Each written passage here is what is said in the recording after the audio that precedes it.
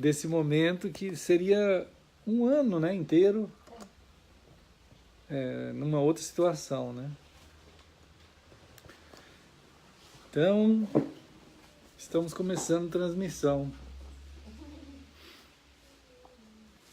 Preciosos irmãos, estamos aqui na casa do irmão Jason, da irmã Patrícia, da irmã Esther e do irmão Pedro. Todo mundo ali, cada um apostos nos seus postos. A irmã Esther lá nas suas aulas de artes, o Pedro ali, tem um campo ali que ele estava preparando. A irmã Patrícia, irmão Jason, vamos fazer um oi aqui, né? Olha aí, pessoal, irmão Jason aqui, irmã Patrícia, irmão Pedro, lá está a irmã Esther. Muito bem, todo mundo dando um oi. E todo mundo aí, bem-vindo a bordo, né? Bem-vindos a bordo de mais esse momento, assim, que passamos juntos. Aí uma hora e pouco, sim, né? E a gente tem orado muito ao Senhor, queremos continuar sempre no mesmo passo que Cristo, né, irmãos? E o Senhor nos fortaleça a termos esse discernimento no coração, de estarmos andando conforme Ele andou, como diz a palavra, né? O apóstolo do Senhor diz assim, andando como Ele andou, né? Tendo o mesmo sentimento que houve em Cristo. E, enfim, toda uma construção de vida, né? na imagem e semelhança do Senhor que Ele nos fez. Então, há uma graça, né, da parte de Deus em nos levar nele mesmo, né? Então nós estamos começando assim, pedindo que Deus nos abençoe, né? Pedindo que o Senhor nos guarde aqui nessas reflexões da palavra em nós, né? No agir da palavra de Deus em nós. E nós estamos andando dentro assim de uma condução da palavra e que nos está, vamos dizer assim, formando cada dia mais vamos dizer assim, na revelação do Senhor, né? Naquilo que é dado pelo Senhor. Então, no seu apocalipsar, no seu revelar, né? No seu tirar o véu. A palavra apocalipse, que é revelação, ela significa quando foi tirado o véu. Sim. Quer dizer, debaixo desse véu, debaixo dessa situação de ocultação, está a realidade real. Né? Debaixo desse véu está a realidade real. Né? E essa realidade real, ela só pode ser conhecida quando o próprio Deus revela para nós, né? Senão a pessoa não vai saber. Então, Apocalipse é isso. É o desvelar, é o tirar o véu, é mostrar a realidade real que estava debaixo dessa ocultação que a gente não tem como ver, a não ser pela revelação mesmo, por esse ato de Deus em tirar esse véu e a gente vê, né? Isso é o ato de revelação. Nós estamos vendo esse modo de Deus lidar com a história quando Ele define que haveria de ter o último dia da história, né? O último dia. E o último dia da história é iniciado, vamos dizer assim, ele tem início, o último dia. Dentro desse último dia da história, ele é chamado também em Apocalipse de milênio, né? De milênio. Isto é um período de tempo em que uma quantidade de coisas reveladas, coisas que devem acontecer, elas vão acontecer, né? E nós, tendo sido alcançados pela palavra do Senhor, vamos então sendo orientados em tudo aquilo que de fato deve acontecer, para que o andamento, né, dos restantes, daqueles que, vamos dizer assim, são chamados, né, daqueles chamados para manter, né, o testemunho de Cristo, manter o martírio de Cristo, manter a evidência de Cristo. Então há um restante que mantém a evidência de Cristo. Tem um restante dentro desse milênio, dentro desse último dia, né? E esse testemunho, esse martírio, essa evidência, que é a palavra martirion no grego, martirion, que é traduzido por testemunho em português, mas também é a palavra para evidência, né? Então, Apocalipse, no capítulo 12, né? 12, 19, 12, 17, acho. Vamos ver aqui, vamos conferir. Sempre nós somos conduzidos pelo Espírito às suas palavras, isto é, à pessoa de Cristo. Então, a palavra é o compartilhar de Cristo com a gente. E aqui no 17 diz que há um restante que guarda os mandamentos de Deus, isto é, a palavra está dentro de nós guardada, desse restante. A palavra de Deus guardada na vida desses restantes, eles percorrem o último dia, percorrem o milênio, não como religiosos, não como ritualistas, né? Mas como corpo de Cristo, restante que sobrou dos fiéis ao Senhor, a gente vai caminhar. E o que nós temos como norte para saber se a gente está certo ou errado? É Cristo, é a palavra dele, quer dizer, a palavra que é Cristo, é ele falando, e a gente então recebendo essa palavra como o Rei que fala, o Senhor que fala, o Senhor que ao falar cria em nós aquilo que Ele é. Porque ao falar o Senhor, a fala do Senhor faz aquilo que a fala do Senhor significa, né? Então ela gera em nós aquele conteúdo que ela fala. Isso é um milagre, isso é uma dádiva do Senhor, e que não pode ser produzida, não tem como ser produzida, né, por nenhum tipo de religião, nenhum tipo de ritual, né? Então, durante esse milênio, durante esse último dia da história que acontece, é assim que anda o corpo de Cristo, é assim que anda o corpo de Cristo. Diz aqui que esses restantes guardam os mandamentos e têm o testemunho de Jesus. Quer dizer, a gente existe nesses restantes a evidência de Jesus.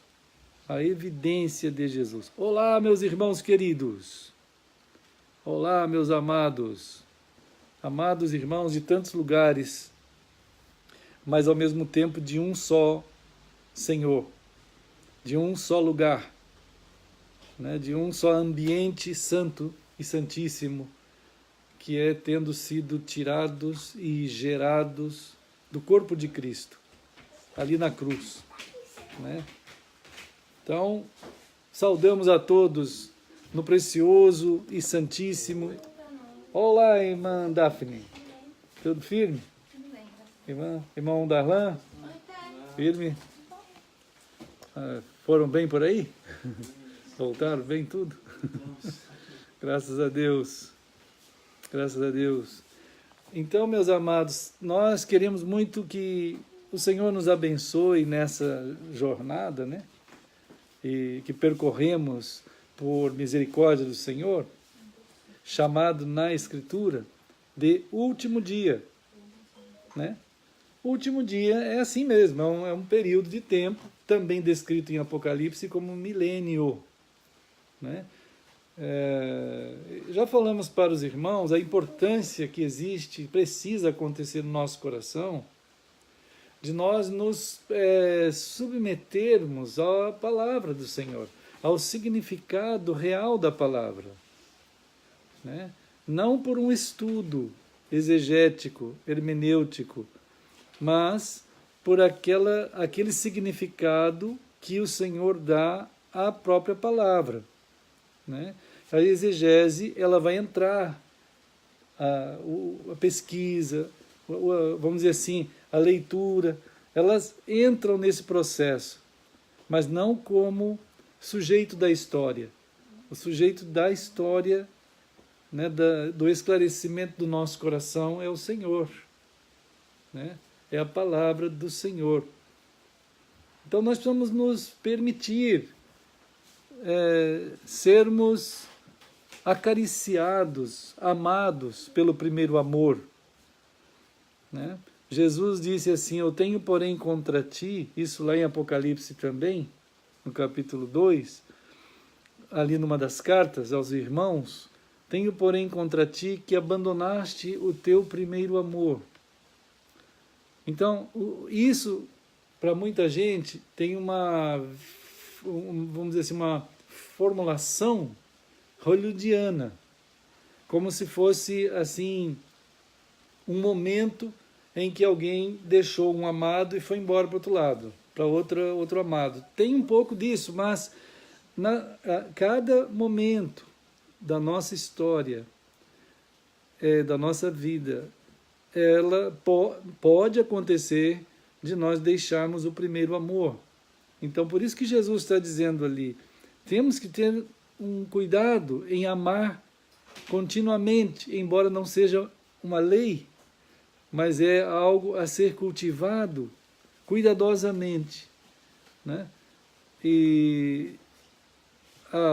Então, a palavra do Senhor, quando chega ao nosso coração, se nós alterarmos a forma do nosso coração de olhar para a palavra do Senhor como quem estuda a palavra do Senhor, significa deixar o primeiro amor. Porque Ele é que é o primeiro amor, quer dizer, é dele que vem sempre a palavra. Ele é o primeiro amor. Jesus Cristo, que está vivo, né, que está presente numa presença mística, misteriosa e que impressiona, né? A gente vai falar um pouquinho sobre isso daqui a pouco, assim, espero no Senhor, mas Ele sempre é que tem a primeira e a última palavra. Eu sou o primeiro e o último, o alfa e o ômega. Quer dizer, é Jesus que tem a primeira palavra para explicar a nós o que significa a palavra, que é Ele, e a última palavra, que é a conclusão da palavra, que é Ele também, né? Então, esse tipo de fundamento foi perdido. E Jesus está advertindo ali em Apocalipse 2 para os irmãos durante o último dia, porque essa palavra chamada apocalíptica, ela é uma palavra para o último dia, né? Então, nesse último dia, uma quantidade imensa de irmãos abandonaram o primeiro amor, né? Isto é, nós vamos conseguir, começa a aparecer na história dos irmãos em Cristo, algo chamado cristianismo. O cristianismo é, por própria definição, uma evidência da perda do primeiro amor, porque ele se tornou um sujeito na história. Pode até falar que não, mas é Cristo, mas tem o cristianismo, então não é. Não devia existir cristianismo. Não é para existir, nunca. Jesus nunca criou um cristianismo. Como também Jesus nunca criou um judaísmo. Nada. Não criou nada disso. Quem criou o judaísmo? Os judeus. Né? Quem criou o cristianismo? Os cristãos. Fizeram o que não era para fazer. Né? E aí continuam nessas formulações assim. Então Jesus está dizendo do perigo, do cuidado que a gente tem que ter em guardar, em voltar ao primeiro amor, para ouvir sempre Ele. Né? Então, esse restante, ele tem o mandamento de Deus, que é a palavra de Deus. Quer dizer, a palavra de Deus, o primeiro amor em nós é Cristo. Essa palavra é a marca dos restantes nesse milênio. Né? Dentro do período da história também, outra coisa, além de deixar o primeiro amor, pelos cristianismos, a gente tem as doutrinas. Né? Boa noite, irmã Heloísa, irmã Lúcia. Né? Então, as teologias, as religiões, né? Então foram surgindo essas coisas assim dentro da história. E as interpretações também. Chegou a tal ponto, assim, a distância do primeiro amor para com tudo o que existe, que as pessoas acham normal interpretar a Bíblia. Acham normal. Até quando a gente diz que não é para interpretar, essas pessoas disseram até para mim que eu estou interpretando, ao dizer que não é para interpretar. Então é uma jogada de sofisma filosófico, teológico, que tenta anular até quando você diz que você deve voltar ao primeiro amor. O pessoal diz que é uma interpretação. Né? Porque a mentalidade está tão diluída em todo tipo de permissividade que o pessoal não admite que você fique somente na verdade ou na pessoa de Cristo, que é a verdade. A verdade, meus irmãos, é uma pessoa. Né? Quem falou que a verdade é uma pessoa? Jesus. Ele não falou isso? Eu sou a verdade. Né? Aí Pilatos não sabia que Jesus era a verdade, ele perguntou o que é a verdade. Então, é assim. Também o caminho é uma pessoa. Isso a gente chama de quociente de revelação, de peso de revelação. Quer dizer, há um acréscimo em cima da palavra muito maior do que a própria gramática. Quando tentava, eu nem cheguei nesse pé de tentar ensinar essas coisas dentro de uma faculdade teológica. Quando eu estava começando a chegar perto disso, o pessoal já não estavam, vamos dizer assim, incomodados. Né? Já ficavam incômodos, assim, o pessoal já não se sentia bem. Quando a gente procurava chegar próximo e dizer, meus irmãos, só há um Senhor. E se Ele é Senhor, é só um que fala, é um que comanda, é um que dirige, é um que é tudo. Esse tipo de percepção, vamos dizer assim, fundamental, quase que primeiros passos, quando Paulo chamou até de leite, né? Se você perder esses primeiros passos, você não vai chegar nas dimensões que significam a jornada de grande, vamos dizer assim, sublimidade que deve acontecer e acompanhar os restantes nesse último dia. Né? Então, nós estamos chegando a... Quando, vamos dizer assim, estamos chegando a uma época chamada, que a turma fala muito em Natal, né? Natal. Então, eu estava comentando hoje com os irmãos num escrito que o Natal é o apocalipse escatológico de Deus. Né? Natal é o apocalipse escatológico de Deus. Quer dizer isso, a pessoa de Cristo, a vinda de Jesus, é a revelação das conclusões definitivas de Deus em tudo. Em tudo. Né? Isso também está escrito de uma outra forma, né? Até muito melhor, em Gálatas. Gálatas 4. ele fala alguma coisa, muitas coisas aqui. Gálatas, no capítulo 4, ele começa a falar sobre essa escatologia, essa revelação escatológica.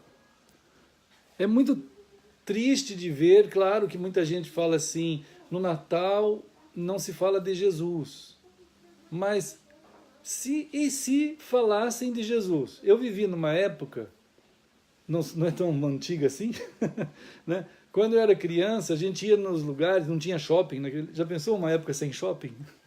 Né? Não tinha shopping naquela época, não é outro planeta, não é muitos milênios atrás, mas algumas décadas atrás não existia shopping. Então a gente ia nas praças da cidade, assim, nas praças, nos coretos. Então ali tinha enfeites de Natal. Todos os enfeites de Natal tinha Jesus. Todos. Todos. E era só Jesus. Tinha um Papai Noelzinho daqui, outro dali, assim, né? Uma certa misturinha assim.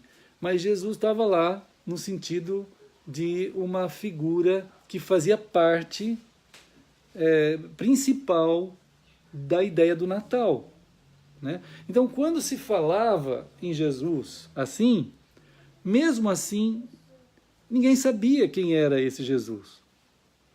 Ninguém sabia, né? Em Gálatas, no capítulo 4, versículo 4, diz assim, que o Cronos, irmãos amados, o Cronos é o tempo. O período chamado Cronos, todo mundo conhece o termo cronológico, cronologia, né? Vem do grego que está aqui, bem aqui. Na palavra tempo que está aqui no versículo 4, que é Cronos, pleroma, Cronos, quer dizer, plenitude do tempo. Pleroma, isto é, o tempo, o Cronos, todo o Cronos, do início, do momento em que Jesus deu origem ao Cronos, que é chamado em João 1 de princípio, né? Quando aquele que é o princípio,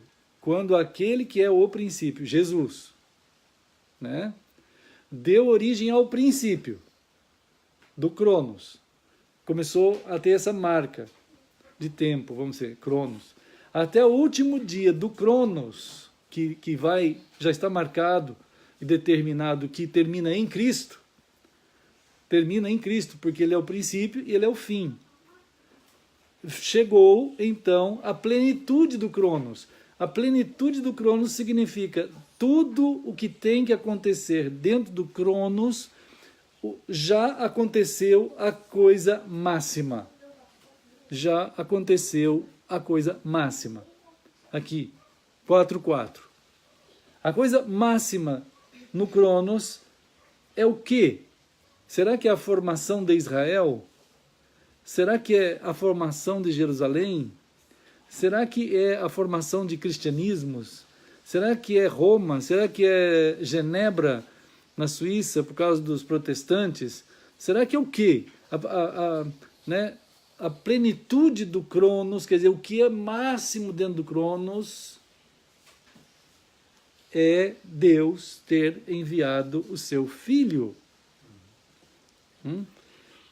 Então, diz aqui, nascido de mulher, nascido sob a lei. Esse é o máximo, não tem nada maior que isso. Isto é, aquele que nasceu numa manjedoura, o Natal, verdadeiramente Natal, é isso aqui. É a plenitude de todas as coisas. Não tem nada maior que Jesus. Não tem povo judeu, não tem Jerusalém. A escatologia já está definida. A escatologia está definida. Há muita gente, meus irmãos, que erra por causa disso. Eles têm uma dificuldade, eles substituíram Jesus por alguma outra coisa. Substituíram Jesus por igreja, por religião, por Israel, por Jerusalém, por datas cronológicas, né? Então, quando a pessoa faz isso, quando ele muda a pessoa de Jesus, como ele é, por isso que é preciso ter um coração quebrantado para voltar ao primeiro amor, Apocalipse 2, voltar, tenho contra ti que abandonaste o primeiro amor. Então arrependem-se, voltem ao primeiro amor. Porque esse abandono gera uma quantidade absurda de equívocos históricos, escatológicos, né? E, é claro, equivocados. E as pessoas vão sofrer consequências desses equívocos, irmãos. Não é uma questão religiosa de opção. Por isso que Jesus revela as coisas. Ele revela para isso. Então, o Natal é isso aqui, né? É aquele que fez saber a toda a existência e toda a eternidade que a plenitude está determinada na pessoa de Jesus. Então, tudo agora olha para ele, converge para ele. Tudo está... A escatologia não é cronológica. A escatologia, ela é kairótica, vamos dizer, usando o termo grego, né? Ela é kairos.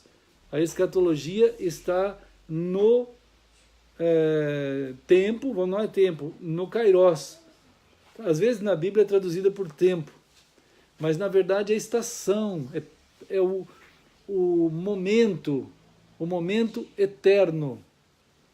É o momento eterno na pessoa do eterno. Porque a eternidade é uma pessoa. Irmão, se vocês pegarem os filósofos antigos e recentes, tentando explicar a eternidade, é uma verdadeira lamento, é um lamento ver o pessoal tentar explicar a eternidade, né?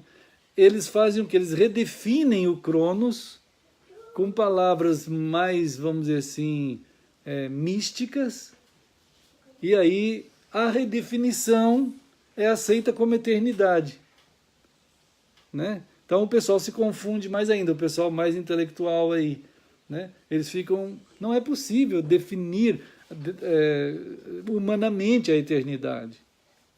A eternidade é uma pessoa. Da mesma forma que a pessoa de Deus é eterna, nós também temos a eternidade em nós. A eternidade não é uma quantidade de tempo, isso é um absurdo, né? Não é uma quantidade de tempo infinita. Isso não existe, né? A eternidade é uma pessoa e nós, inclusive, somos eternos a partir do nosso nascimento. Por isso que Eclesiastes 3:11 diz que nós temos a eternidade no nosso coração, nosso ser. Eclesiastes 3:11 diz que o Senhor colocou em nós a eternidade. Isto é, Ele nos fez a sua imagem e semelhança. Somos seres assim, com essas características. E no Salmo 14 diz assim: levantai-vos, ó portais eternos, as vossas cabeças. Quer dizer, ele está dizendo assim, eu quero que vocês se conectem eternos com o eterno. Então tentam procurar a eternidade em conceitos filosóficos, vai ser uma lamúria, vai ser um erro. Tentar procurar a eternidade em termos teológicos também vai ser um erro, no sentido de formular alguma coisa, porque é uma pessoa.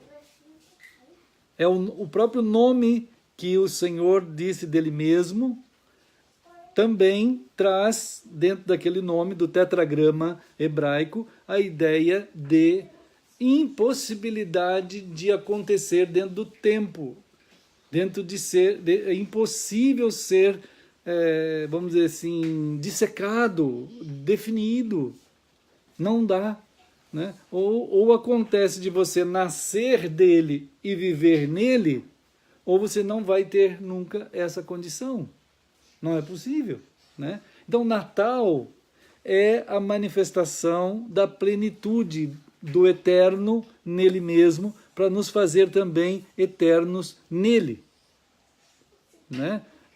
Natal é essa situação de impactar o Cronos, o tempo, né? Impactar de tal modo a morte, de impactar a desgraça, de impactar todo tipo de malignidade, né? Todo tipo de perversão, todo tipo de situação anárquica e gerar e trazer a vida que há em Cristo, nele. Então, ele está revelando isso aqui. Tanto é que ele diz assim no versículo 5, para resgatar os que estavam sob a lei, a fim de que... A palavra adoção é muito fraca para traduzir a palavra grega daqui. Porque ele significa assim, recebêssemos o ato de sermos formados, né, formados e gerados filhos de Deus. A palavra adoção, ela é composta de duas palavras em grego. Uma palavra é o ato de nos pegar e fazer em Deus. Tem tel na palavra, né? Então, isso não é adoção. Adoção seria assim, pegar você do jeito que tu é e te adotar. Não é essa palavra de jeito nenhum, não é adoção, né? O que está dizendo aqui é que ele está transformando você, formando em você a condição de ser filho de Deus. Filho de Deus, né? Mas estamos traduzindo como deve ser, né? Na versão ata. Deus há de nos ajudar.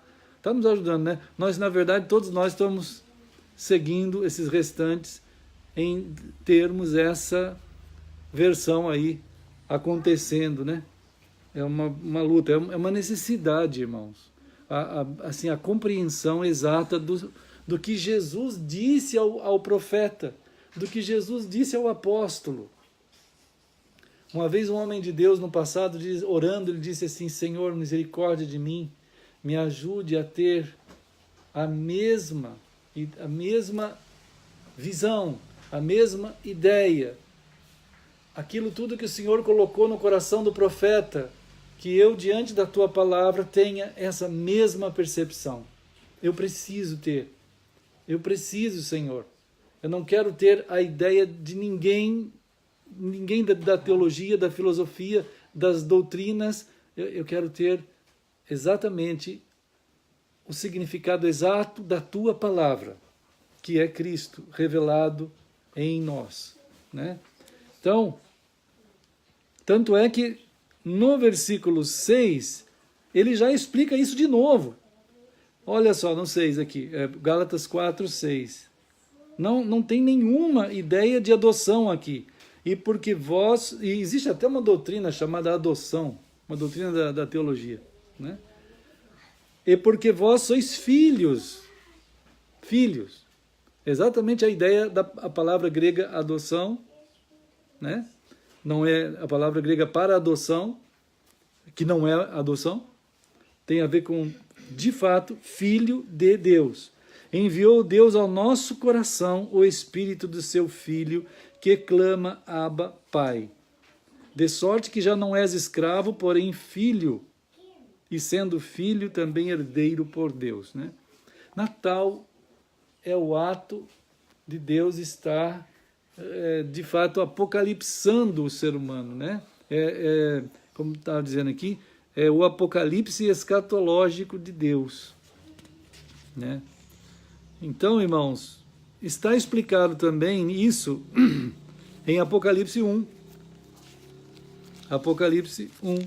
Todo mundo, nós estamos dentro disso, juntos, pela graça de Deus, dentro dessa condução do Senhor. Apocalipse 1. Olha só, Natal é o quê? Revelação de Jesus Cristo. Está escrito bem Apocalipse de Jesus Cristo. A palavra revelação, que está aqui em português, né, é a tradução da palavra apocalipse. A tradução. Agora, o significado da palavra apocalipse, né, é o tirar o que estava oculto e tornar claro para você. Revelação pode ser meio, de modo muito, grosso modo, como o pessoal fala, né? Muito assim, tosco. Porque é como dar à luz. É como um filho que estava dentro da barriga. Hoje todo mundo vê o filho pelos ultrassom, mas nesse tempo não tinha ultrassom. Né? Tinha pessoas, como aconteceu com o primeiro filho nosso, o André, que nós só ficamos sabendo que era menino quando nasceu. E não é muito tempo assim, são 35 anos atrás, 36 anos atrás. Né? Mas hoje não, tem filme, tem 3D, o neném sai correndo para lá para cá, brincando. É uma coisa de louco, né? Um negócio maravilhoso. Então você vê tudo a cores e ao vivo, o neném lá dentro, jogando bolinhas e fazendo brincadeira, né, Pedro? É uma loucura. Mas então, nesse tempo aqui, era uma revelação. Quando nascia, por isso que uma das traduções da palavra apocalipse também é parir. Né? Também é parir. Né? Quer dizer, você vai ter agora a revelação. Estava oculto, estava lá, mas estava oculto, você não sabia. Agora você sabe. Foi revelado, foi tirado o véu. Né? Então esse é o significado. E assim Deus está fazendo. O Natal é isso. O ato de Deus estar impactando em sua plenitude que Ele é, a história, o tempo, o espaço e toda a dimensão da existência, chamando todo mundo a Ele. Porque é nele que está a vida, é nele que está a paz, é nele que está o perfeito caminho, né? A perfeita construção de vida, a perfeita maneira de você ser um marido, ser uma esposa, ser um homem, ser uma mulher, a perfeita forma de ser uma criança, de ser uma família, de ser um povo. É nele, é em Cristo que isso só é possível. E isso é a revelação, isso é o Natal. O Natal se transformou num evento anual.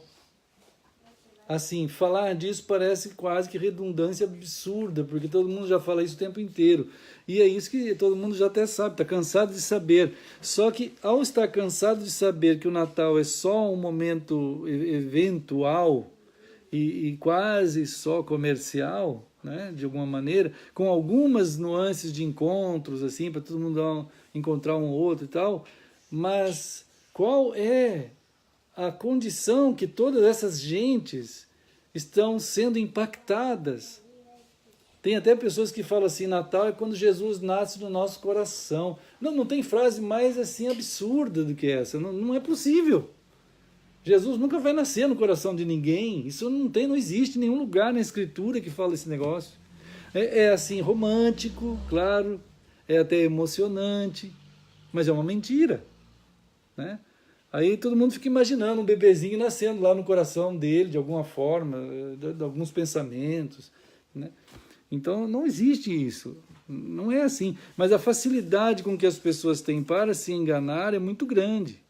Eles vão, né, vivendo aquilo ali, e aí, mas isso também, tudo isso é impactado pela revelação.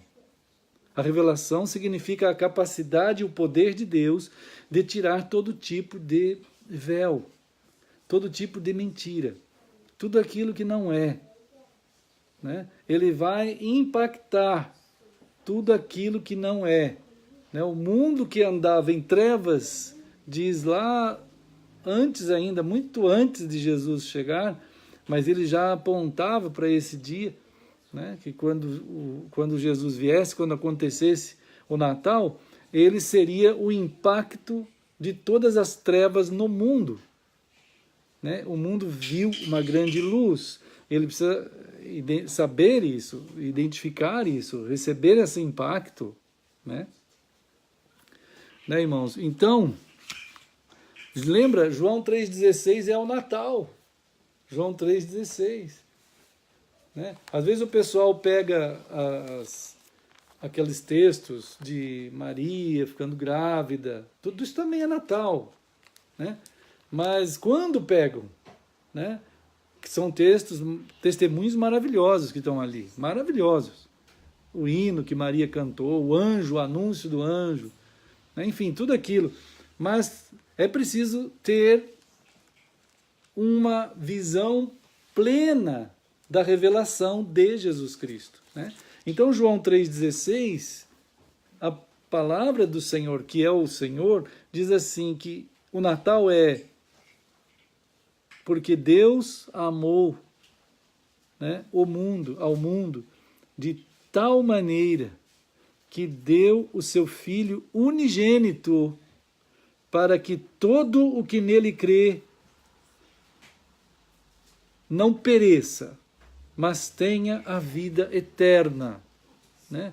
A vida eterna. A eternidade é preparada em Deus, está em Deus, para que nós tenhamos a vida.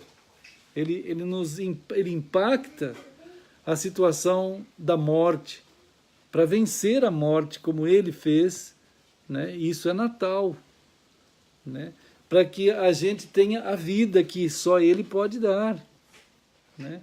Quer dizer, mas é um toque de Deus tão, vamos dizer assim, exclusivo e peculiar, que forma dentro do coração humano aquilo que é chamado na Escritura de fé, né? Que é o ato de te tirar da morte, como diz Efésios no capítulo 2, ele vos deu vida estando vós mortos nos vossos delitos e pecados. Então, ele vos deu vida, ele impactou a morte que havia em nós, né?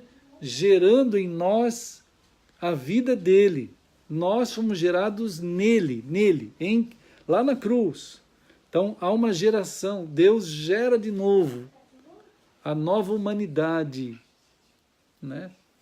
Então, irmãos, João 1 é Natal, né? João capítulo 1. João capítulo 1. E aqui nós vamos vendo essa escatologia, né? O Natal é um impacto tão sublime e sagrado e santo. Ele diz assim, lá no capítulo 1 de João, o verbo, né? Irmãos, verbo, já falamos, estamos traduzindo, né, que não é bom a palavra verbo aqui, porque logos é o termo grego, né? E logos também é uma pessoa na palavra de Deus. Então, quando alguém quiser estar sendo colocando a si mesmo diante da palavra de Deus, ele vai saber que a palavra é uma pessoa. Tem algumas versões bíblicas que não põem verbo, põem palavra, né? Palavra. Só que não a melhor, vamos dizer, a melhor palavra única para traduzir logos é palavra, né? Mas como palavra é feminino e logos é masculino, então eles acharam por bem colocar verbo, né? Mas nem verbo e nem palavra, de fato, são as melhores palavras. Porque sabemos pelo versículo 14 que esse logos se fez pessoa. Diz aqui, no versículo 14, e vimos, habitou entre nós, cheio de graça e de verdade, e vimos toda a manifestação da sua sacralidade, da sua glória. Nós vimos, está nele. Toda a glória de Deus está em Cristo, né? Toda a glória de Deus está em Cristo. Hebreus 1 diz assim que ele é a perfeita e expressa manifestação de Deus.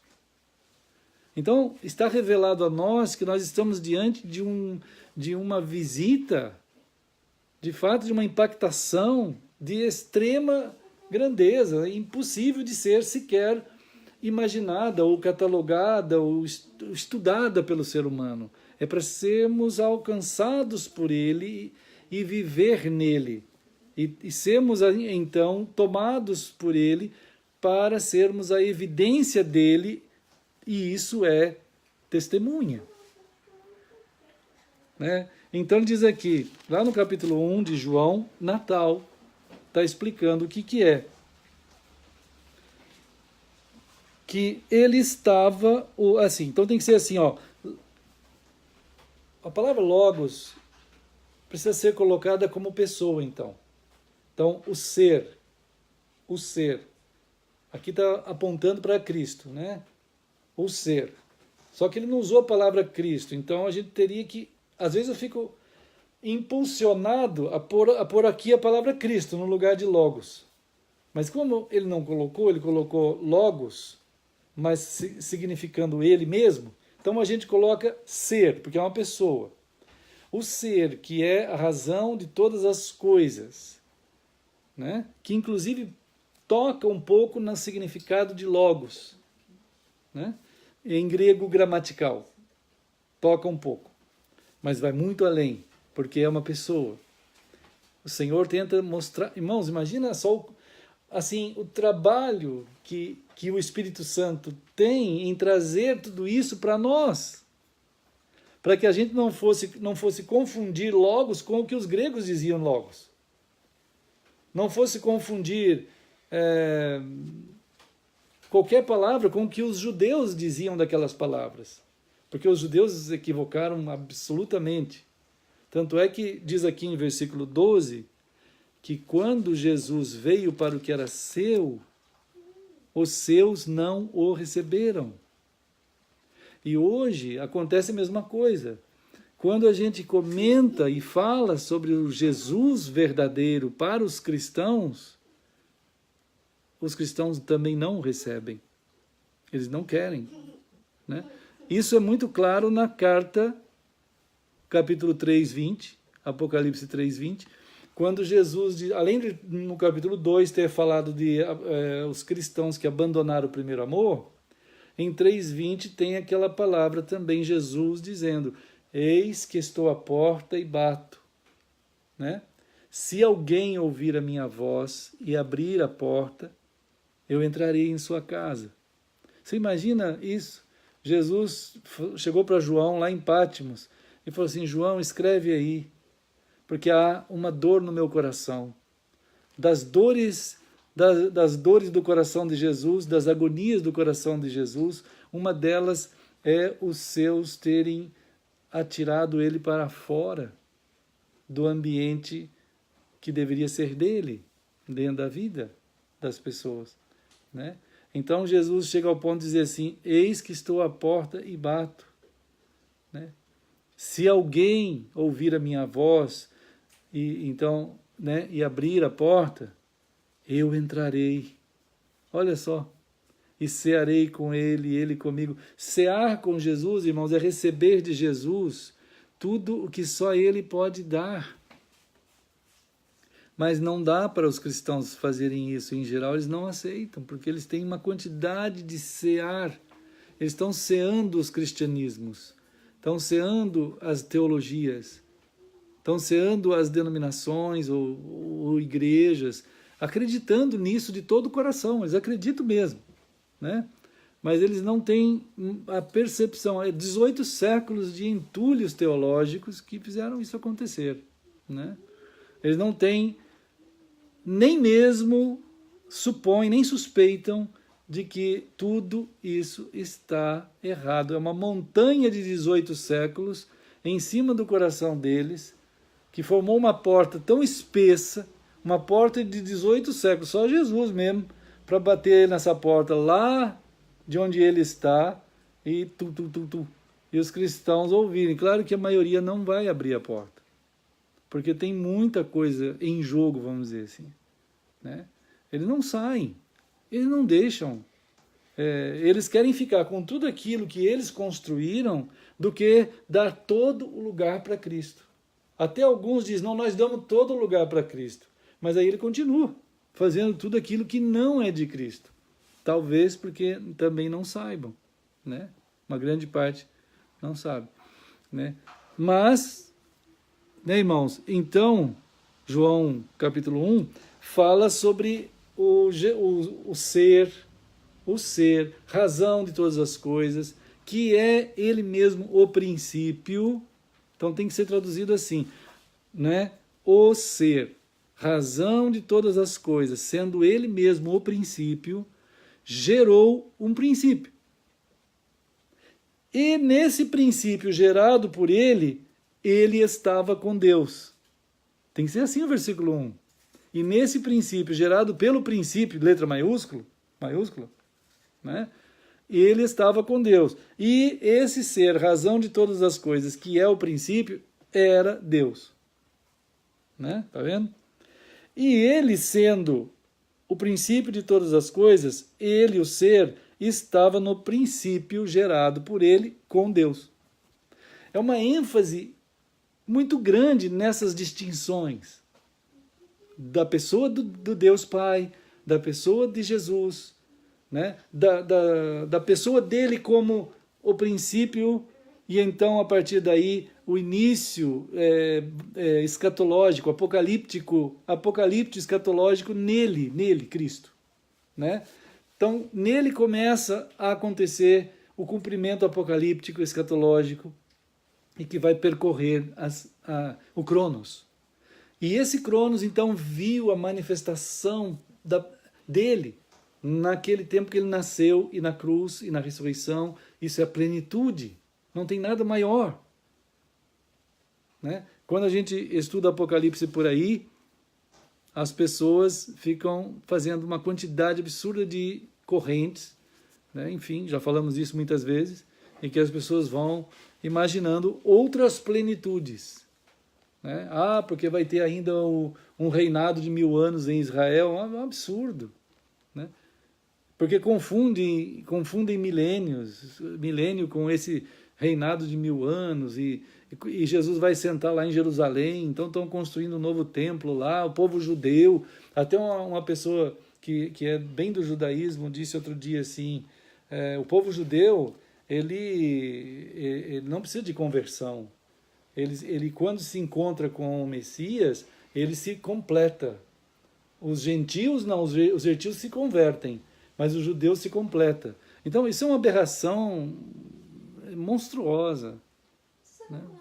Deve ter algum versículo que talvez fala que Jesus vai sentar, alguma coisa assim que eles olham literalmente? Não. De onde que vem esse Não tem. de Jerusalém, será? Então, para você tentar descobrir os mecanismos onde as heresias vão parar, dá para fazer isso, dá para a gente chegar em... Eu sei muito bem, alguns deles, não todos, mas a gente sabe algumas interpretações erradas de Romanos, por exemplo, né? Quando fala do povo judeu ali, ele não entende a relevância e a dimensão em que Cristo alcançou os judeus plenamente nele, Cristo, né? E que eles são todos chamados à plenitude de Cristo. Né? Mas ali, numa leitura em que idolatra o judaísmo, ou de fato tem um amor muito grande pelo judaísmo, ou pelos judeus, ou por Israel, essas coisas assim, que nem existem mais, né? Nem judeus, nem Israel existe mais, nada, do modo bíblico. Existe no modo geográfico e político, enfim, né? Mas quando eles leem Romanos ali, porque Cristo foi deslocado dessa plenitude, então eles não conseguem ler Romanos, né, de uma forma cristocêntrica. Eles leem Romanos de uma forma judaicocêntrica. Então aí você vai ter que colocar dessa forma ali. Por exemplo, Apocalipse é a mesma coisa. Quando eles veem o milênio, a palavra milênio aqui em Apocalipse, eles não conseguem imaginar, né, essa condição acontecendo dessa forma, que é muito simples de ver na revelação do Senhor. Né? Mas eles têm que colocar um milênio em que o que diz em geral, né? No geral, assim, bem assim resumido, eles dizem, bom, o que se chama de igreja vai ser arrebatada, ela não vai passar pela grande tribulação. Olha a confusão, né? Uma atrás da outra. A igreja é arrebatada, não passa pela grande tribulação, 2 erros na mesma afirmação, né? E aí Jesus vem, senta lá em Jerusalém, e lá ele começa a reinar por 1000 anos. E aí o pessoal daquela nova situação, depois do arrebatamento, aí vai ficar o restante. aí fica lá outro restante, que é esse outro restante que começa a aparecer lá em Jerusalém. Não é a igreja. que não é a igreja, que também já nem existe, isso aí nunca existiu, mas para eles existe e foi arrebatado. Quer dizer, é uma confusão tão grande, tão fácil de ver que não é nada disso, mas o pessoal não tendo profundidade na pessoa de Jesus, né, não conseguem perceber, né, que Cristo é de fato a plenitude, né, e que o milênio é esse período de tempo, e que a grande tribulação está explicada em Mateus 24, que nunca mais vai acontecer, né, e que não existe grande tribulação em Apocalipse, não existe grande tribulação. Aquela parte ali de Mateus mesmo que fala desse, Aí Mateus. que foi transformado num conceito. É no conceito escatológico depois desse período do último dia. Como se ainda fosse acontecer uma grande tribulação. E lá está explicando que a grande tribulação foi na Judéia, né, aconteceu, e chama atenção para que não... Né, olha, seria terrível, Jesus falou, se acontecesse no inverno, ou se acontecesse no sábado, as grávidas. Isso não tem nada a ver com arrebatamento, né? Tem a ver com aquela época. Depois ele fala também do final dos tempos, mistura Fala. Sim, sim. Então, a revelação de Deus, quando você tem Cristo como absoluto, a revelação de Deus é como se fosse uma melodia, uma sinfonia, né? É uma maravilha, assim. Quando a gente canta um hino, ele vai e volta na mensagem. Ele tem uma estrofe, ele é cantado uma estrofe, aí tem um coro sempre volta. O fato do coro voltar sempre, na teologia muito rasa, vamos ver, usando isso aí para comparar, seria como se fosse um outro período do tempo que teria que acontecer aquilo de novo. Então, não, eu estou só cantando o coro de novo, o mesmo coro. Ele repete várias vezes. Então, Apocalipse acontece isso, Salmo acontece isso, Mateus 24 acontece isso, né? Jesus fala sobre a sua, vamos dizer assim, esse último dia, fala sobre o juízo sobre Jerusalém, fala sobre a sua vinda, né, gloriosa em outro momento, mas às vezes está sem ordem cronológica. Ele não está preocupado. Isso é um hebraísmo, é um tipo de cultura que surgiu dentro da revelação, que você não tem uma revelação cronológica como os gregos faziam. Não revelação, né? Eles escreviam cronologicamente. O grego tem um pensamento linear cronológico, quer dizer, tudo é dentro do cronos, e tudo tem uma sequência, vamos dizer assim, cronológica. Ela tem que acontecer em etapas lógicas, né? Já o que assim, dentro daquilo que está escrito. Se está escrito aqui no começo, é porque vai acontecer antes. Se está escrito depois, é porque vai acontecer depois. E uma terceira vez, outra coisa já. Uma quarta é outra coisa. Isso é um helenismo. A forma helênica de escrever é assim. A forma judaica, hebraica de escrever, que na verdade vem da revelação, ela é uma forma poética. A forma poética, musical da revelação é bem nítida na escritura. Ela fala, isso acontece muito nos Salmos e nas linguagens de Jesus, em Apocalipse. Apocalipse é assim, ele começa do capítulo 1 até o 12, ele fala uma coisa que ele vai repetir tudo de novo lá no 13 até o 22. Vai ser tudo de novo, né? Então ele está voltando a falar as mesmas coisas. E se a pessoa tiver uma mente helênica, mais assim voltada para acontecimentos sequenciais e lógicos, que é o que acontece na teologia, eles são helenistas, ele não vai entender uma mentalidade poética que Deus revela as suas coisas. Então Jesus está falando uma coisa igual Apocalipse 17. Apocalipse 17 é o acontecimento depois de Apocalipse 18, né? Se fosse ver cronologicamente, você ia falar, mas isso é um absurdo, tinha que ter escrito depois. Isaías, por exemplo, quando ele escreve Isaías capítulo 6, que é a sua conversão, ninguém entende, porque Isaías começa falando de uma situação no capítulo 1 tão terrível em Israel, e só lá no capítulo 6 ele fala da sua conversão. Não pode acontecer uma coisa dessa, na mente helênica não cabe, né? Não, mas primeiro Isaías tinha que escrever da sua conversão, depois que ele tinha que falar dos problemas de Israel. Isso é uma mente helênica, mas na mente poética de Deus, que está falando com Isaías, Deus está dizendo isso. Isaías, eu tô assim, triste, eu estou chorando, eu estou em lágrimas aqui no céu por ver essa situação do meu povo. Né? Olha só que situação terrível. Aí ele começa a falar tudo aquilo que está acontecendo, daqui a pouco ele fala, mas eu encontrei Isaías, um homem que me buscava sem me conhecer, sem saber nada de mim. Mas eu toquei no coração de Isaías. Aí ele começa a contar o que aconteceu, como foi a conversão de Isaías, né? O chamado. Então, essa forma prejudicou, essa forma já helênica, que a gente falou do helenismo ter entrado no meio dos cristianismos a partir da escola de hermenêutica de Alexandria, no ano 250 por aí, prejudicou todo o raciocínio cristão e escatológico também, né? Então, quando ele lê os evangelhos, ele lê helenisticamente. Ele não consegue fazer uma leitura poeticamente do jeito do coração de Cristo, do jeito do coração de Deus, né? Ele não consegue ver que Deus, ele leva e volta, o assunto vai aparecer de novo, outra vez, o mesmo assunto.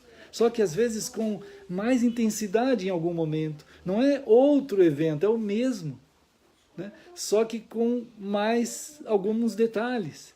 Então, só que o pessoal que estuda assim, o Apocalipse em geral, ele não tem essa visão, ele não consegue ter, ele foi trabalhado a mente dele dentro da escola de Alexandria, né? Ele vai lendo, aí ele vê, por exemplo, Jesus falando ali em Mateus 24, que ele começa a falar do fim, né? Do fim ali. Aí daqui a pouco ele acabou de falar do fim, do 1 ao 14, é nítido isso agora, em Mateus 24. Do 1 ao 14, ele fala do fim, do último dia. Tudo que vai acontecer é um apocalipse ali, vamos dizer, resumido, né? Aí quando ele acaba de falar do fim, ele fala da grande tribulação que vai acontecer dali 40 anos, que era a destruição de Jerusalém, do templo e tal coisa. Aí o pessoal fica impactado, ele fala daquilo lá, da Judéia, aquela coisa toda. Acabou de falar isso, ele volta a falar de novo do fim, né? Ali depois do versículo 18, 20, por ali, ele já começa a falar de novo do fim. Aí daqui a pouco ele volta de novo para uns problemas mais próximos dele e volta de novo para falar do fim, sobre Noé. Aí volta de novo a falar sobre a vigília que cada um deve ter. Então nota que é uma sinfonia. Ele está falando assim, eu vejo as lutas que esse povo passa, as situações terríveis que eles passam, eu quero preparar esse povo para esse momento do último dia, mas vão acontecer situações, vamos dizer assim, locais, situações terríveis, dores muito grandes, certas coisas nunca mais vão acontecer, né? Então aquilo que aconteceu lá na Judéia nunca mais vai acontecer, foi Jesus mesmo que falou, né? Nunca mais vai acontecer, né? Não é que nunca mais vai ter tribulação, nunca mais vai ter igual àquela, nunca mais vai ter uma grande tribulação igual àquela. E as outras que vão acontecer, elas vão estar muito bem disfarçadas. Então o último dia, esse milênio todo, né? Então, a situação do milênio é outra coisa, o pessoal fica falando de essa coisa, mas Jesus é muito simples, ele diz, esse é o período em que o maligno está, vamos dizer assim, com certa detenção, né? E que vai operar através das bestas. Aí Apocalipse chega no seu momento, vamos dizer, de pico, lá no capítulo 13, né? Esse já é o tema também do Natal, né, que implica nisso. Deixa eu ver onde que está aqui, que eu queria compartilhar também, aproveitando aí já as tuas perguntas. E aí a gente tem, Apocalipse 13 vai mostrar duas situações. Ele é, vamos dizer, uma expansão do Salmo 1, Apocalipse 13. Né? O Salmo 1 é escatológico, totalmente escatológico, apocalíptico, escatológico, né? Ele fala das duas congregações, isto é, das duas grupos e corpos, dois corpos de gente. Um é o corpo de Deus, o outro é o corpo do ímpio, né? a palavra impiedade, né, aqui na Escritura, não pode esquecer essa palavra, ela é muito importante. Daqui a pouco a gente vai lá ver um pouco em Tessalonicenses. Mas a impiedade é no grego anomia. Anomia, quer dizer, sem qualquer tipo de ligação com a lei das coisas. Nomos é lei. Nomos. Deuteronômio, né? Repetição da lei. Então, nomos. Anomos quer dizer sem lei. É um povo ligado com a perversão, com toda a alteração e fazendo aquilo de uma forma organizada e até com estruturas, vamos dizer, organizadas politicamente e estruturas organizadas de culto, de adoração, né? Então, a anomia não significa uma bagunça, não é isso. A anomia é uma congregação que age, como diz o Salmo 1, que inclusive o Salmo 1, ele é a chave para entender todos os outros salmos. Antes de ler qualquer um salmo, a pessoa deveria ler o Salmo 1 antes. Os antigos hebreus, eles tinham o Salmo 1 como não o primeiro, não era ele não tinha número 1. Ele era a chave. É o salmo-chave. É o salmo que abre todos os salmos, né? Então, isso nunca deveria ser deixado de lado, né? A pessoa ali, naquela reflexão do que está acontecendo, que há uma congregação dos justos e há uma congregação dos ímpios. Olha só, duas organizações. Isso é Apocalipse 13. Essas organizações trabalham com estrutura política organizada. Irmãos, estrutura religiosa organizada, né? Nós, de novo, só para dar um exemplo rapidinho, sem deter muito nesse ponto, mas eu estava vendo hoje que um órgão do nosso governo, esqueci o nome agora, CNJ, acho, sei lá qual que era, não sei qual, a sigla direito, mas ela aprovou de novo o salário, a ajuda de moradia para as pessoas lá os ministros lá no Supremo, né? Acho que é o ministro Supremo. Os juízes, eles tinham tirado, né? Tinham tirado para acalmar o povo, aí tiraram para dar aumento para eles. Aí tiraram. Aí hoje eles voltaram a aprovar de novo. Então, isso daí é uma coisa assim que você olha um negócio desse, você se sente atingido com um tipo de situação de afronta a qualquer dignidade de gentes. O pessoal age como se fosse divindades, mas é isso Apocalipse 13, é isso, né? Aí tem um outro homem, isso na área política, vamos dizer, tem um outro homem chamado João de Deus, que já tem 500 mulheres que denunciaram o cara. Só de falar disso já é uma coisa nojenta de falar. O que essa pessoa aprontava, né? Então, estruturas.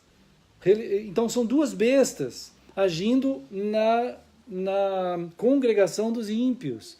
Isto é, não há nenhuma relação com ordem, com lei de Deus, nada. Na estrutura política, na estrutura chamada espiritual, mística, religiosa, nada. E isso é uma operação que Jesus está chamando a atenção, que será impactada, né, pelos restantes, pelo povo do Senhor, que é a congregação dos justos, né, daqueles que, de fato, estão assim, na palavra do Senhor, né, que percorrem os dias assim, junto a ribeiros de águas, que é Cristo, né? Faltando Cristo como centro absoluto, vamos ver Tessalonicenses, né? Só para a gente ir para uma conclusão meio que não conclusão, mas, né? 2 Tessalonicenses, ele vai mostrar para nós a escatologia apocalíptica, o apocalipse escatológico nisso tudo, né, de Cristo aqui.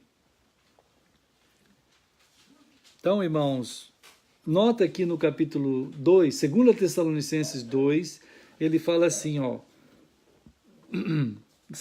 tem uns termos, talvez meio conhecidos, dos irmãos cristãos.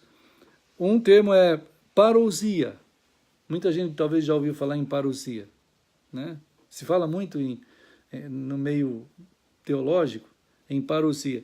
Parousia é vinda, a palavra vinda que está aqui, né? A palavra vinda. E essa parousia ou vinda, essa palavra parousia significa o aspecto físico da presença de Jesus. O aspecto físico, assim, você vai ver Jesus, né? Ele está falando disso aqui. Ele está falando quanto à parousia, a respeito da parousia de nosso Senhor Jesus Cristo. Essa é a primeira etapa do versículo, né? Quanto à parousia, isto é, quanto ao aspecto físico da presença, físico no sentido de visual, de todo mundo estar vendo ele, há de ter esse dia, é a palavra parousia isso, a presença pessoal de Cristo. Então aqui está tratando disso, da vinda. Apocalipse, lá no final de Apocalipse, fala mais da Maranata. Falamos domingo sobre isso. Lá no final de Apocalipse, irmãos, quando termina a revelação a João, ele usa a palavra erkomai, não parousia. Ele usa a palavra erkomai, quer dizer, vem Senhor Jesus, está escrito lá. Lá não está dizendo parousia, lá está dizendo erkomai. No final de Apocalipse está dizendo Maranata. Isto é, lá no final de Apocalipse, Jesus revelou a João que aquele que era, que é e que há de vir, que está presente nesse modo como ele está presente, não assim como a parousia será, mas ele está presente para julgar e para agir como rei e para conduzir o seu povo como tem que ser, até o dia da parousia. É outro momento aqui. Então, muita gente confunde o final de Apocalipse com a parousia. Não é isso. Lá naquele final há um clamor, ora erkomai Senhor Jesus. Quer dizer, erkomai significa Maranata. Ora, Senhor Jesus, julgue como aquele que tu és. Julgue todas as coisas como tu podes fazer. Seja o Senhor sobre nossas vidas nesse último dia. Seja o Senhor a conduzir a gente nesse último dia. Né? Aqui em Tessalonicenses, olha só a distância. Aqui em Tessalonicenses ele está falando da vinda, da parousia, que não é lá em Apocalipse está falando isso. Apocalipse fala do céu, do novo céu, da nova terra, e termina falando do poder do senhorio de Jesus em nos conduzir e em julgar os iníquos na terra. Julgar os iníquos na terra. Fala também que serão julgados antes de ir para o inferno. Fala isso, né? Mas lá termina com erkomai, que significa Maranata, né? Que é um anátema.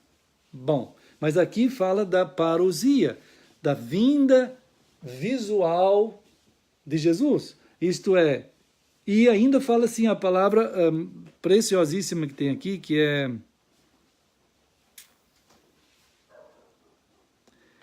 como que é? Epifania. Já ouviram falar em Epifânia? Ou Epifania? É uma palavra meio transliterada, né? Não é bem assim que fala, mas Epifânia, às vezes você vai encontrar nos livros teológicos a palavra Epifânia, Epifania, coisa assim, né? A palavra reunião. Chama atenção aqui. A palavra episunagoge. Episunagoge, né? Quer dizer, o que quer dizer essa palavra? É mais do que reunião. Epi significa nós estarmos sendo chamados a ficar juntos, né? Ficar juntos, a palavra que está aqui é sunagogue. Tem a palavra sinagoga, né? Sinagoga, todo mundo já ouviu falar em sinagoga. Geralmente é ligada com os lugares de reunião sagrada dos judeus. Mas aqui está falando que, de fato, a verdadeira sinagoga é essa. É quando todos os que têm a mesma visão, sim, agio, isto é, ter a mesma visão. Aqueles todos que têm a mesma visão, o mesmo pensamento, a mesma mente, nesse dia da parousia, é o dia disso. O dia em que todos nós que temos a mesma visão, a mesma mente, o mesmo coração, né? E estamos sendo reunidos nesse momento com Ele. Então ele está falando de dois momentos aqui, o momento da parousia e o momento da epifânia, ou episinagogue, né? Então, irmãos, no versículo 2, ele fala assim, eu quero que vocês tenham muito cuidado, ele fala assim, que vocês não se deixem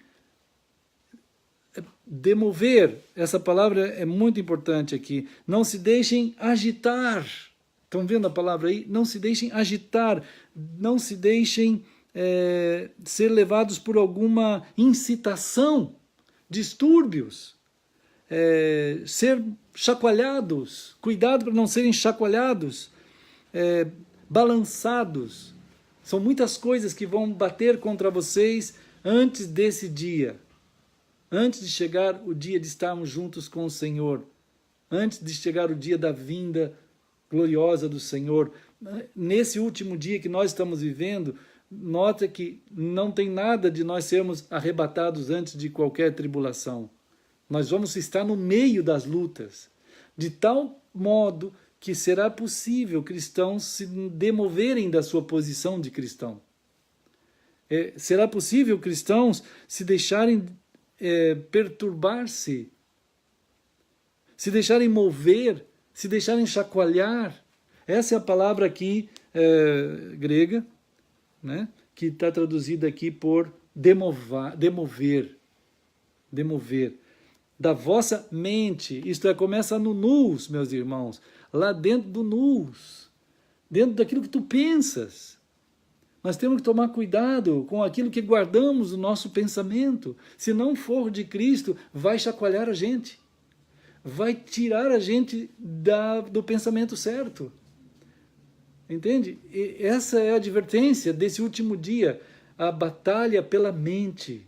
Nós estamos vivendo agora, nessa época que a gente está passando, nunca eu vi uma tão grande batalha pela mente como nesses tempos. É impressionante, irmãos. Né? Tanto no lado político, né? Quando, por exemplo, a besta, né? A besta é o número de homem. Já falamos outro dia. A besta é o número de homem. Isto é, quando o diabo atacar, ele vai atacar a pessoa. A pessoa. É uma pessoa atacando outra pessoa. Quando tua casa for dividida, ela será dividida mesmo. Porque um vai acreditar no Lula, outro vai acreditar no Bolsonaro. É um exemplo. E vai ser dividida, vai ser. Isso é bestial. É batalha no nous. Ele vai entrar lá dentro da cabeça da pessoa e vai dividir. Né? Então, esses elementos bestiais vão acontecer. Alguns vão dizer assim, eu sou da igreja tal, e ele não sai, não adianta. Você pode orar, meu irmão, vamos ver a Escritura, vamos ver como que é a palavra do Senhor, o que significa corpo de Cristo. Que significa eclesia na Escritura. Não adianta, ele não muda. Se fosse em outros tempos, nós já, não sei se todos, mas uma grande parte de nós já estaríamos mortos. Em outros tempos, não muito longe. Né? Por causa da gente ser catalogado como heréticos, provavelmente. Como foi os irmãos que não se tornaram católicos, irmãos que não se tornaram protestantes, aí depois começou a surgir os direitos humanos, e aí os cristãos mesmo foram sendo poupados, né? Hoje a gente está conseguindo andar sem ser morto. Por aí, alguns, né? mas é uma situação de invasão da mente, para demover, para fazer isso, ó, agitar a mente da pessoa, para destruir a mente da pessoa, para causar distúrbios, né? Chacoalhar, balançar, tal. Na nossa mente, quer dizer, o campo do... Aqui diz assim, ó, olha só, quer por espírito, quer por palavra, estão vendo? Quer no campo místico, sobrenatural, fora do espiritual, então, no campo espiritual, então essas coisas espirituais, ideias, doutrinas espirituais, quanto palavra, aqui tem a palavra logos, no sentido mais da razão das coisas, quer dizer, mais no lado racional, aquilo que conduz a razão humana, quer dizer, a política, ou um exemplo, né? A política, a economia, ou seja lá o que for, no âmbito da construção racional da vida, né? Quer dizer, esses elementos estão sendo aqui, Jesus está advertindo aqui a gente a tomar cuidado, que é nesses campos, exatamente igual ao Apocalipse 13, as duas bestas agindo aqui, um no campo pneuma, o espírito, outro no campo logos, da razão, dos ambientes de governo, administrativos, econômicos, enfim, né? Entende, irmãos? Então, aqui diz assim, ó, olha só, quer por epístola, quer como se procedesse de nós, olha só, como se fosse isso bíblico, estão vendo? Como se procedesse da palavra do Senhor. Eu conheço pastores que fazem parte do grupo do socialismo, como pode? Né? Aquele Ariovaldo, lembrei, finalmente lembrei, Ariovaldo Ramos, que absurdo, como pode uma pessoa que se diz de Cristo, ele defender algo, como então faz parecer como se fosse de Deus, e vai enganando aquela multidão, né? Supondo que tenha chegado o dia do Senhor. Então, o que é isso? Supondo que tenha chegado o dia do Senhor. Pessoas que ficam calculando o dia do Senhor por si mesmas, por suas suposições. Quanta gente faz isso? Né? Bom, no 3, ninguém de nenhum modo vos engane, porque isso não acontecerá sem que primeiro venha a apostasia. Apostasia. Isto é, separação, divórcio, deserção da verdade, um estado do ser que é contrário à verdade, perversão, anomia. Então, há de chegar antes do dia do Senhor, não adianta, antes do dia do Senhor, tem que acontecer um momento, e isso é coisa que deve acontecer. Uma quantidade de pessoas, e até cristãos, que vão se deixar levar, né, por essa situação de separação da verdade, de divorciar-se da verdade. Ele não quer nada com a verdade, porque a verdade é Cristo, é Cristo, né? Aí a pessoa diz, não, mas eu tenho Cristo, mas ele vive na mentira, então não tem condição, isso é um divórcio, que ele tenta juntar, mas não é possível juntar. Ele pode juntar com a fala da pessoa, mas com aquilo que ele está fazendo e aquilo que ele está dizendo não bate, né? Então, isso é o que tem que acontecer no último dia. Isso vai acontecer. Antes da vinda do Senhor, ele fala bem aqui, o dia do Senhor, ninguém engane vocês, porque antes do dia do Senhor tem que acontecer a apostasia. E tem que ser revelado o homem da iniquidade. Quer dizer, homem da iniquidade é a besta, de Apocalipse 13. É número de homem, homem da anomia. Aqueles homens que se levantam para enganar outros homens, né? Quando na minha casa aconteceu divisão, por terrível, e terrível está sendo até agora, principalmente agora nesse período, com lágrimas até da minha mãe, né? Quando a gente ouve de dizer assim, não passa na minha rua, porque se passar vai correr risco de vida, né? Quer dizer, isso é um absurdo. Mas é absurdo. De quem? Quem? De onde veio? Atingiu quem? Atingiu uma instituição? Não, não foi uma instituição. Atingiu o coração do meu parente. Atingiu o coração deles. E foi eles que se lançaram contra nós. Então a divisão é triste, irmãos, é terrível, porque dentro mesmo, é gente contra gente que Satanás faz isso. A besta fez isso. Ele colocou algo na mente daquelas pessoas e a gente está orando, né? Claro, estamos orando. Nós vamos para lá, agora nesse final de semana, não tem encontro.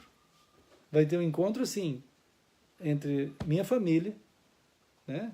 Meu filho, minha filha, meus queridos ali, mas aquelas pessoas que fizeram isso e que declararam publicamente via Facebook e tudo mais, redes sociais, todo mundo da casa pôs um monte de exclamação e um monte de botãozinho dizendo sim, com M que vai até quase o infinito, né?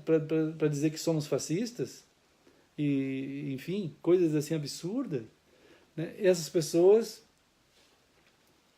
foram atingidas por um tipo de mentalidade bestial que gerou esse tipo de coisa nesse final de ano. Eu creio que não é só a minha casa que está assim. Uma quantidade imensa de pessoas passaram por isso em termos do que aconteceu com o Brasil nesses dias, né? Então, o que deve acontecer conosco, né? Então diz assim, mas isso tem que acontecer. Olha só, isso tem que acontecer. Antes do dia da vinda do Senhor, isso tem que acontecer. É uma luta terrível, dá uma tristeza muito grande, mas tem que acontecer. Vai acontecer, e está acontecendo. Então ele está tentando chamar a nossa atenção, dizendo assim, o filho da perdição vai fazer tudo isso. Agora, no 4, o qual, olha só, se opõe e se levanta contra tudo que se chama Deus. Ou é objeto de culto. Então, quer dizer, a besta, os atos bestiais, eles vão agir de uma forma ofensiva a tudo que é culto de Deus, fazendo seus próprios cultos, né? Então, lá em Apocalipse 13, você vai ver que no ambiente da besta aparece a palavra adoração várias vezes. Eles vão adorar, né? Eles vão ter atitudes de adoradores. O Salmo 1 fala isso, né? Que vamos dizer, a congregação dos ímpios, elas agem com atitudes de adoração. E lá em Apocalipse 13 vai aumentar a revelação sobre isso, que o modo... por isso que tem que tomar muito cuidado com a nossa mente. Ela precisa estar conduzida por Cristo, nosso coração, nosso ser, porque a sede do coração humano de adorar não pode ser aniquilada, não pode. Então, se ele não estiver em Cristo, ele pode dizer que ele é ateu, vamos dizer assim, mas ele vai adorar alguma coisa, ele vai adorar. Lá em Apocalipse 13 diz que há de chegar o dia que todo o mundo há de adorar a besta. Todo mundo, o termo é bem claro assim, o mundo inteiro vai adorar. Agora, as ramificações bestiais são muitas. Claro, qualquer coisa que não é Cristo, é muita diversidade para a adoração. Então, o Natal, Jesus está tentando dizer e querendo muito dizer isso, que o Natal é um impacto em cima disso, né? É um impacto da luz de Deus sobre toda essa situação. Quer dizer, meus filhos, vocês vão ver isso, vocês vão passar por isso, mas eu impactei isso tudo, né? E vou continuar impactando com vocês. O que vai acontecer no nosso coração? Nós vamos amar, nós vamos continuar orando, querendo muito que essas pessoas conheçam Cristo. Agora, a maneira como eles vão escapar por diversos setores das adorações é muito grande. Às vezes eles estão numa coisa, na outra, e a diversidade é muito grande, né? Então, objeto de culto. Tudo que é sagrado no nosso coração vai ser atingido. Quer dizer, vão tentar atingir, né? Vão tentar depreciar, né? Bom, aí tal, vai falando mais, vai se achar o próprio Deus, aí ele diz assim, lembrem-se de quando eu estava com vocês, eu alertava sobre isso. E agora, vocês devem saber que o que o detém para que ele seja revelado somente aqui é muito importante, irmãos, Kairos e Autou, no final. Então, duas coisas importantes no versículo 6, duas coisas importantíssimas. Agora sabeis o que o detém. Quer dizer, quem que detém o diabo? Foi Jesus que deteve o diabo, lá em Apocalipse 20, que ele está preso nesse milênio. Apocalipse 20 diz que o diabo está preso durante o milênio, durante todo esse período ele está preso. Há um que detém o diabo, né? Agora, ele, o diabo, será revelado no próprio Kairos, que vai acontecer a revelação. Quer dizer, no momento certo, dentro do Kairos, ele será revelado. Lá em Apocalipse 20 diz que há de chegar o dia que ele será solto, vai acontecer uma regimentação do diabo com uma quantidade de forças para tentar atingir a gente. E diz aqui, no versículo, vamos continuar no 7, sim, está quase aqui, até o 8 só nós vamos. Diz assim, o mistério da iniquidade já opera, tá vendo? Que é o que tem que acontecer de iniquidade. Somente, e aguarda, somente o que seja afastado aquele que agora o detém, quer dizer que Jesus, então, abra a oportunidade dele se manifestar, que é bem próximo daquela parousia, né? Então será de fato revelado o iníquo, quer dizer, aquele que operou e é responsável por toda a anomia no mundo, né? A quem o Senhor Jesus matará com o sopro da sua boca e destruirá pela manifestação, epifaneia. Aqui aparece a palavra epifaneia, né? Epifaneia, que é a manifestação, quer dizer, onde que está? É o resplendor. Então, estamos em volta do resplendor da presença física.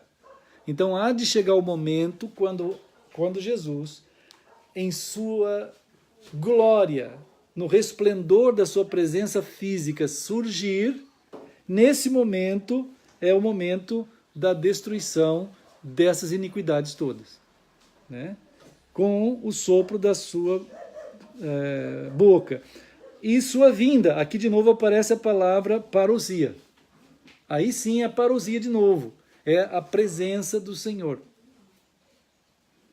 Então, irmãos, o Natal, irmãos, é uma coisa densa demais. O Natal é algo denso demais. Ele começa lá na eternidade, entra dentro da história como plenitude, vai passando no impacto dentro desse último dia até a chegada da parousia do Senhor, com os juízos do Senhor acontecendo e finalmente o grande dia do Senhor, o grande dia do juízo e o dia do Senhor. O Natal é essa manifestação do Senhor, né? Gloriosa manifestação de plenitude e de condução nesse último dia em ocultação, né? Ocultação, porque se não tivesse em ocultação, não tinha como ter salvação. Então o Senhor, por isso que nós somos chamados a exultarmos e celebrarmos. A ceia do Senhor que nós vamos celebrar agora, irmãos, nós estamos celebrando o Senhor em tudo isso que Ele é. Ele não vai ser diferente daquele da parousia. O Senhor Jesus celebrado agora não é diferente, ele só está oculto. Mas por nós ele é visto. Ele tem a mesma glória. Então é maravilhoso o momento que os anjos quiseram fazer isso e não puderam, né? Como que pode um pequeno povo, tão singelo e tão simples na terra, durante o último dia, celebrar a glória absoluta do Senhor que os anjos estão vendo o tempo todo? Nós não estamos vendo, mas há revelação, há esse desvelar, para o nosso coração. Então, quando celebramos, nós celebramos o Senhor em toda a sua glória. Que Ele, de fato, é o Senhor glorioso, que não tem ninguém acima dEle, que não tem nada acima dEle, que pode estar acontecendo o que for, nós seguimos nele, somos conduzidos por Ele, é Ele que nos leva, é Ele que é adorado por nós, é nós que somos a noiva, o restante que segue, amando o Senhor, que nós não precisamos, vamos dizer assim, de pensar que na sua vinda será gloriosa. Não, glorioso é o Senhor agora. A ceia do Senhor é isso, é o povo que celebra que glorioso é o Senhor agora, sem ver, creram. Né? Então, Hebreus 11 fala daqueles que, assim, antes de Jesus, tiveram a visão da fé. Né?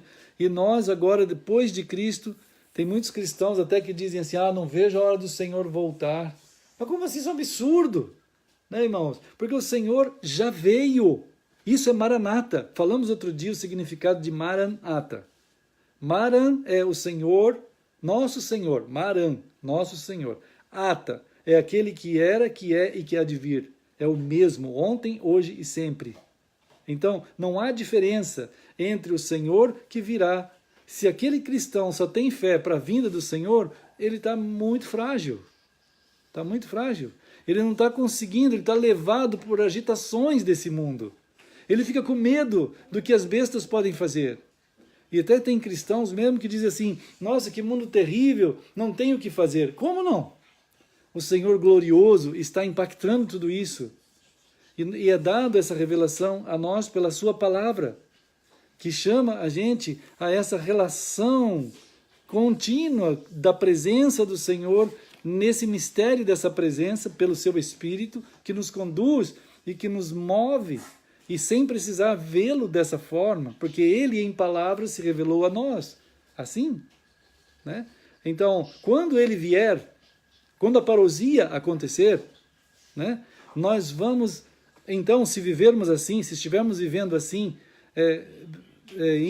em fé e em gloriosa maneira de levar a vida no Senhor, vendo Ele assim, não vai ter diferença alguma para nós. Quando a parousia acontecer, não vai ser nada diferente, irmãos. Quem vai se assustar, diz Apocalipse, é quem é incrédulo, que vai querer entrar debaixo das montanhas, lá, debaixo da terra, não vai saber o que está acontecendo, é uma loucura. Mas para nós não. Né? Então, nós vamos celebrar o Senhor agora, né, irmãos? Vamos celebrar o Senhor agora. E feliz aqueles, povo de Deus, que pode celebrar o glorioso Senhor à plenitude. Né? Claro, por fé viva que vem da sua palavra, que falou a nós sobre isso, para que a gente possa celebrar assim, em verdade, em espírito. Né? Então nós vamos celebrar. E depois a gente continua, né, irmãos? A gente podia cantar um hino também. Podemos cantar um hino, uma benção, irmã. Eu esqueci de trazer aqueles livros. Outro dia eu trouxe, eu já esqueci. Mas é isso mesmo. Amados e santos no Senhor, todos que estão em todos os lugares, né? De fato só há um lugar para a gente estar, que é em Cristo. Nós vamos fazer como está escrito na palavra, como o Senhor nos deixou. Todos nós, viu, irmãos? Todos nós. E está registrado que esse povo, então, que celebra assim o Senhor nosso, que é o mesmo ontem, hoje e sempre, que veio, está e virá. Jesus disse isso sobre nós nessa hora. Ele falou, vocês vão pegar o pão e saibam que vocês são o meu corpo e vocês são o único pão comigo. Né? Por isso, vocês peguem o pão, ele pegou Jesus o pão e abençoou assim, nessa forma, nessa revelação tão gloriosa, e nos deu a celebrar assim também. Como Jesus comeu, vamos também nós agora.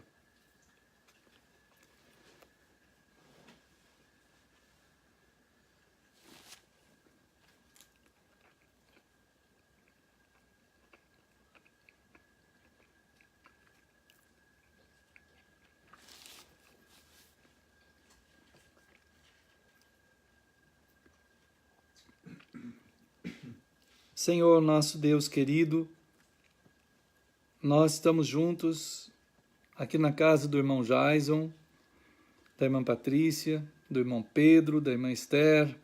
Estão aqui juntos com a gente, irmão Darlan, irmã Daphne, eu e tantos irmãos que estão em tantos lugares, mas estamos em um só lugar, como diz o Senhor, aquela mulher de Samaria, em espírito e em verdade.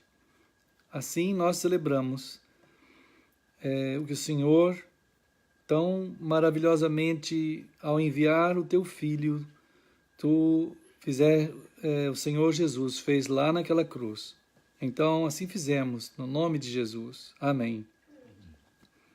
Irmãos, Jesus falou sobre o seu sangue e como nós podemos celebrar, dar graças ao Senhor por essa tão grande obra de redenção e de perdão, e ao mesmo tempo profética, né, tanto para aquilo que aconteceu quanto daquilo que virá. Alguns chamaram de Deus está colocando em nós uma memória do que vai acontecer, né, memória do futuro, né? E isto ele fala aqui do dia que a gente vai também estar no céu. Então Jesus pegou o fruto da videira, abençoou, falou essas coisas e bebeu, e falou para eles também beberem, até aquele dia em que nós estaremos juntos bebendo lá no reino do Senhor. Então, como o Senhor ensinou, vamos fazer.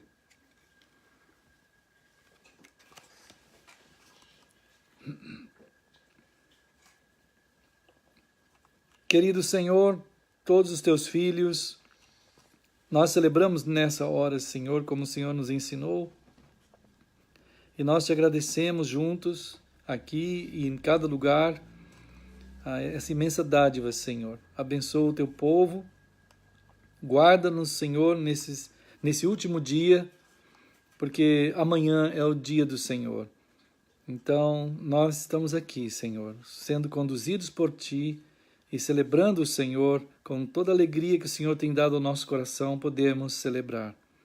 Assim fizemos, Senhor, em nome de Jesus. Amém. Então, o Pedro vai estar aqui pegando, né, como sempre tem dado maior força. Ali, Pedro, obrigado, Pedro, valeu. Muito bem. Irmãos, diz aqui em Mateus 26 que cantaram um hino, né? A irmã Daphne lembrou mesmo bem isso, né? Tendo cantado um hino, aí saíram para o Monte das Oliveiras. Pedro, vamos ver se tem corações. Tem corações aí, irmãos? Lá vem. Cadê os corações? Né, irmãos? Irmãos, corações.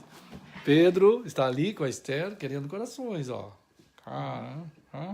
Corações. Então, Pedro está fazendo coração para todos, né? Vamos cantar um... Olha, corações! Chegaram! Chegaram corações, Pedro, maravilha! Né? Deus abençoe meus irmãos. Vamos cantar um hino? A irmã Daphne. A gente podia cantar Seja Engrandecido. Seja engrandecido. Amém. Podemos. Sim, uma bênção.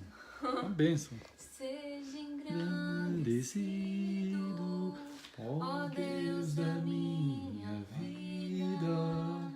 Tu és o Deus da minha salvação.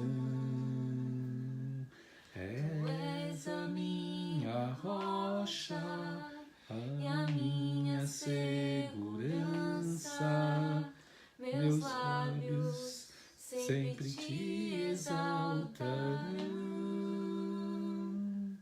Seja engrandecido, ó Deus da minha vida. Tu és o Deus da minha salvação. Tu és a minha rocha, a minha segurança. Meus lábios sempre te exaltarão. Aleluia. Te louvo, Pois sei que sobre todos és Senhor. Aleluia.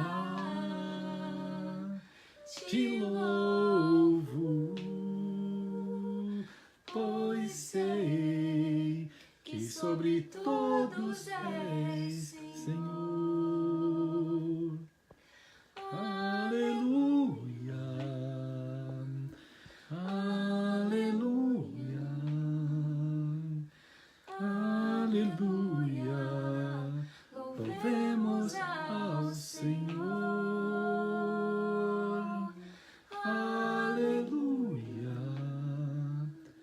aleluia, aleluia. Louvemos ao Senhor. Amém. E tem uma variação de ritmo. Acho que é também, como eu Então a gente fica meio...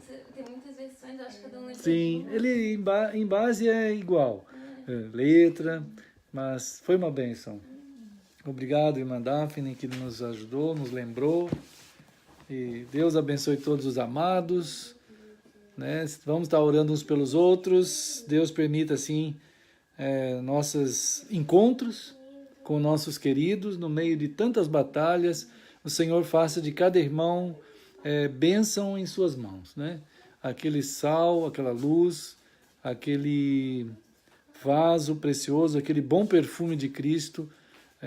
Vamos encontrar todo esse tipo de lutas, né? De batalhas, dificuldades, corações às vezes feridos, mas o Senhor nos ajude, às vezes até no silêncio, né? Mas nas orações, no nosso coração, sermos povo santo onde a gente estiver, né? Onde cada um encontrar com os seus parentes. Deus guarde todos. Fiquem firmes, irmãos. Saudade de todos. Estamos orando. Domingo, se Deus quiser, né? Vamos transmitir a partir da casa da Priscila, né? Estamos indo lá e vamos estar lá junto com a turminha. Vamos transmitir de lá, né? E depois, já no ano novo, se Deus assim permitir, nós vamos estar aqui, né? Aí nós vamos voltar, a ideia é voltar bem no dia do Natal, que é dia 25, tem pouca gente voando. Então nós vamos conseguir vaga mais fácil, né? Para voltar. E aí no domingo a gente vai estar em casa e vamos estar ali. E no ano novo, na passagem, nós vamos também transmitir de casa, né? Vamos estar juntos, se Deus permitir, todos nós, quem puder. Vamos estar lá, tá bom, irmãos? Quem quiser ir lá em casa, também semana que vem, pode ir. No ano novo, vai ser muito bom. Deus guarde vocês. Vou desligando aqui, né? Despedindo em nome de Jesus. Tchau, turma. Irmã Patrícia, irmã Esther, irmão Pedro, irmão Jason, irmã Daphne e irmão Darlan, né? Tchau, queridos. Fiquem firmes em nome de Jesus.